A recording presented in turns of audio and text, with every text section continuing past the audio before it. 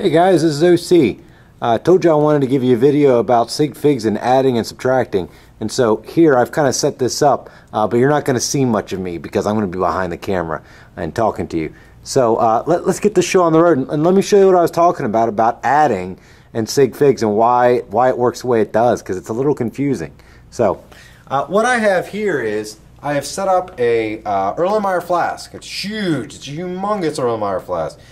This is actually a 6-liter, and let's look at the markings on it, okay? If we look at the markings on it right now, you can see for certain, we know below what you see here, there's 2,000, then there's 3,000, there's 4,000, 5,000, and it keeps going up to 6,000.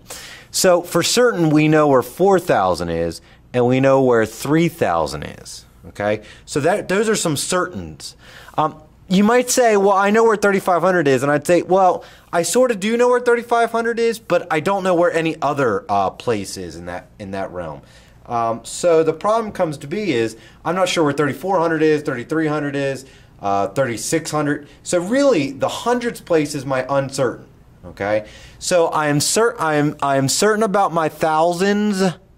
I'm certain about my thousands. I am uncertain starting at my hundreds place. Okay, so take a second, just take 2 seconds, and think about what you would write down for a volume that's inside of this Erlenmeyer flask right now.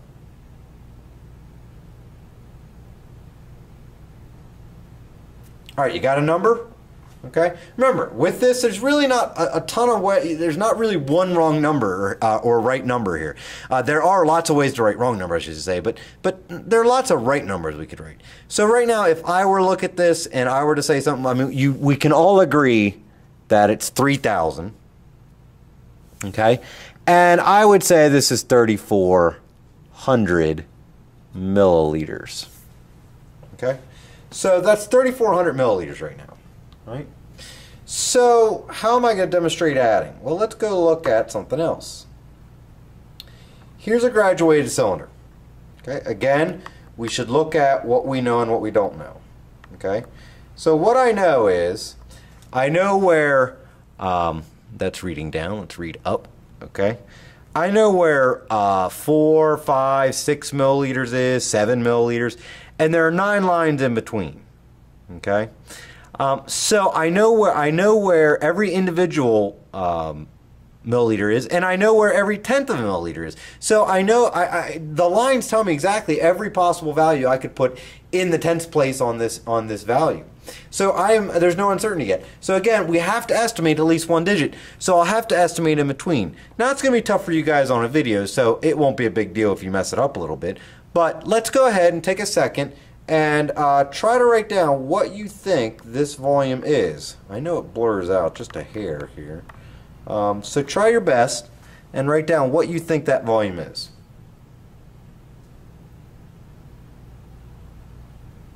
Alright, did you write something down? Again, it's okay to write down a number that makes sense as long as it's not, too many significant figures or too few significant figures.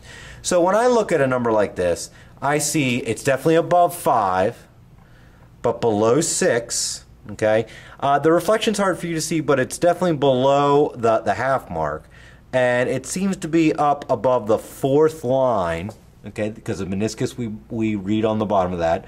So on this one, I would say we're somewhere around 5.42 milliliters. Okay, so I'm going to pan back over to this.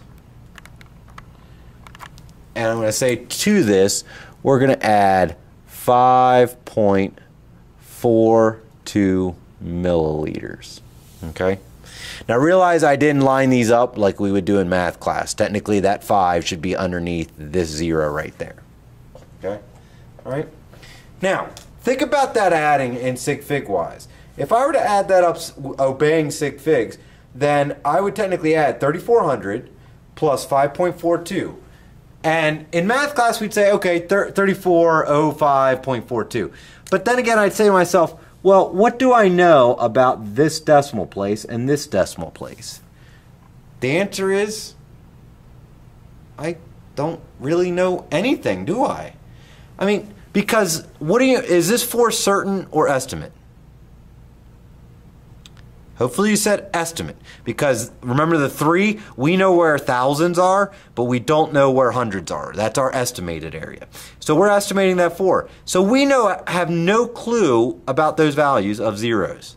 They could be 8s, 6, one could be an 8, one could be a 6, one could be a 1, one could be a 6, one could be a 5, 9. I don't know. We know nothing about it. So now we're going to add to like this 0 right here, we're going to add that 5. Okay? And if you line this up actually on paper, it would be right underneath it. But if I add 5 to something I have no clue on, I have no idea what that number is, then how in the heck could I somehow write a 5 in that place like I suddenly now know it's 5? You know, how could I actually write down on this, let me zoom out here, how could I write the number 3405 milliliters? You know, again, you might say, well, I don't write the decimals. Well, I'd say, I don't even know how I write this 5 because I don't know what number was in that place before. I don't know it. That 0 was a place holding 0, insignificant, meant nothing. It was only there to keep the decimal place occupied, all right?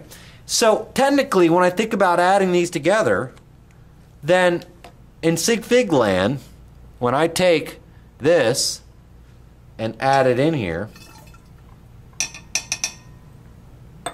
can you tell the difference in volume? Even after it settles, which is starting to do that a little bit, it doesn't look any different, does it? And that's the purpose of add and subtract sig figs. The fact that I added 5.4 to this, in this case, because I'm adding that to insignificant areas of the bigger number, this doesn't mean anything. What's my total volume right now? My total volume at this moment is 3,400 milliliters. Because I know no more about it than I did a second ago. Because there's no certainty in the resulting measurement that's any more certain than it was before. All right? So that's why the add subtract rule is there. That's why it's like that. It again goes down to your 2 dissimilar measuring devices that you're adding up together. Okay? And so when that happens, you can have stuff like this happen. And that's what messes up our sig figs from time to time. Okay?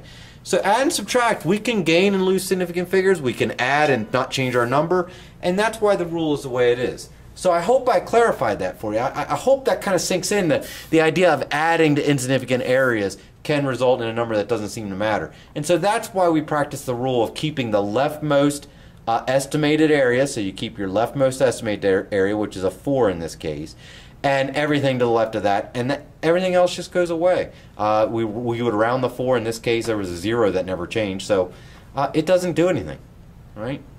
So that's add, subtract, sig figs, okay? Hope you guys had a good time. See you next time. Bye-bye.